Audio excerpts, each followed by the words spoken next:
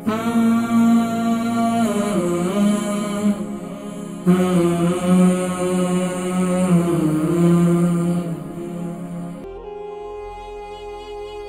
तौर पर जिनको जो है जिस्म में दर्द होता है, उसका मैंने जिक्र कर दिया।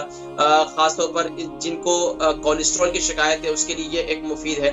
दूसरा जो है वो क्या करें, खास तौर पर अपने खानों के अंदर देखिए, हम जैसे हमें बाहर की सफाई की जरूरत होती है ना, इसी तरीके से हमारे जो अंदर की शरियाने हैं, चाहे वो दिल के शरियाने हैं, चाहे वो खाने की हमारी नाली है, ये हमें उसको भी साफ करने की जरूरत है। तो उसके लिए आप क्या करें, देखिए अंदर की सफाई को हमें रखना चाहिए। अगर हम नहीं करेंगे तो क्या होगा, हमारे दिल के वॉल ब्लॉक हो जाएंगे, हमारे जो है हमारी आंतें जो है वो चौक होना शुरू हो जाएंगी, क्योंकि हम ग़िज़ाओं के अंदर क्या खाते हैं, हम ज्यादा तली हुई चीजें खा रहे हैं, ज्यादा हम जो है वो यानी कि खुश्क खाने खा रहे हैं। इसके अलावा हम क्या खा रहे हैं कि हम जो है वो ऐसा ग़िज़ाएं ज्यादा खाते हैं जिसमें बटर का इस्तेमाल ज्यादा है, जिसमें यानी कि ये ऐसे ऑयल का इस्तेमाल ज्यादा है जो जमता है, अंदर जाकर आंतों में भी जम जाता है। तो अंदरूनी तौर पर सफाई की जरूरत है। जो लहसुन जो है ना, इसमें ये काम करता है कि वो अंदरूनी तौर पर सफाई भी कर देता है। दूसरा काम ये करें कि खाने के बाद ये ज़हन में रखें कि खाने के बाद आपको पानी नहीं पीना, बल्कि खाने के बाद